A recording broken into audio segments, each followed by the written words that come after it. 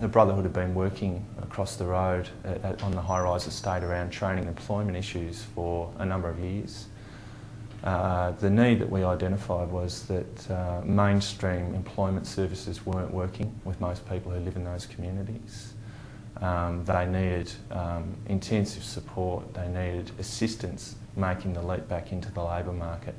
So it was an idea, it was a mainstream idea, I guess, of let's do security and a concierge type service at the base of the building.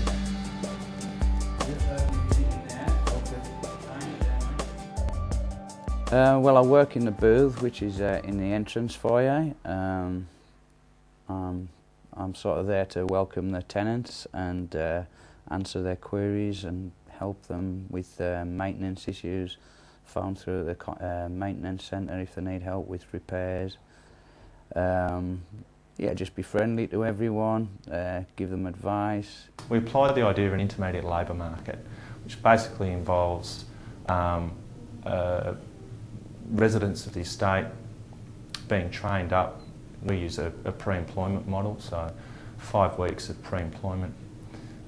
Then we use that as an opportunity to determine how work-ready people are. Those who are ready and the best candidates for the jobs are offered 12 months traineeships, and they'll do a Certificate 3 in community services, so they're getting accredited training.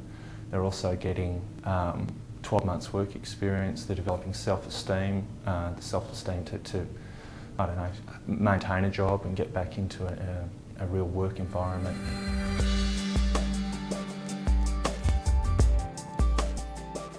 The enterprise was established. Brotherhood was approached by the Department of Human Services to look at the viability of turning, I guess, an idea into a community enterprise, and they were really interested in the training and employment opportunities that it provided. The training program is all about giving people employment opportunities. So we target people on the housing estates, and with our contract, basically we have to employ 60% have to be public housing residents. So it's about creating pathways from unemployment into employment for them.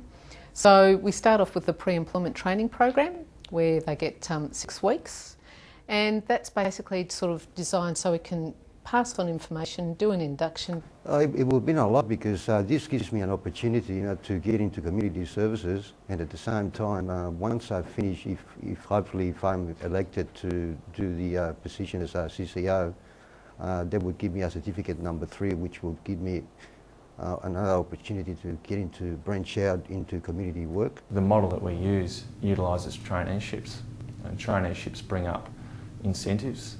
So we get funding from the Commonwealth when we start new training, and we get funding from the Commonwealth when we complete a traineeship. The business model builds in wage subsidies into the revenue of the business.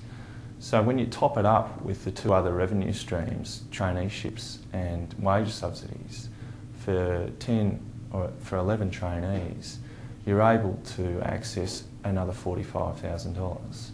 And that allows us to have higher levels of supervision, higher levels of support, and higher levels of training.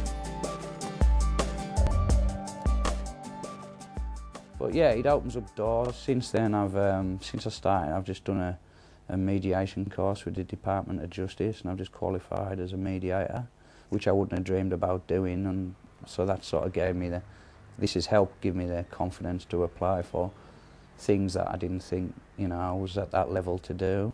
Extremely beneficial, not just in terms of dollars and cents. It makes a lot of sense for us to go with the Brotherhood. It's very cost effective financially, but also the added value that comes with employment opportunities for residents and additional services above and beyond a straight security service.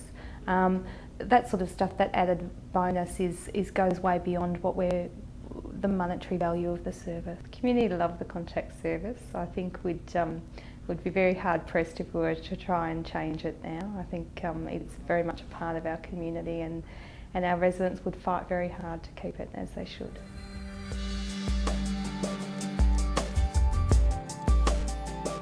We might not even see the opportunity. It can be any industry, as we've shown. You can do it in street cleaning, landscape gardening, commercial cleaning, security, community development.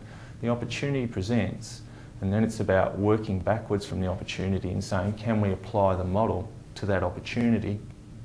And inevitably what we find is that if there are high labour requirements, if there is quick skill attainment, you can acquire the skills relatively quickly, and there's a suitable traineeship and there are skills shortages in those areas, they're the sorts of areas that we are able to develop community enterprises using an intermediate labour market model.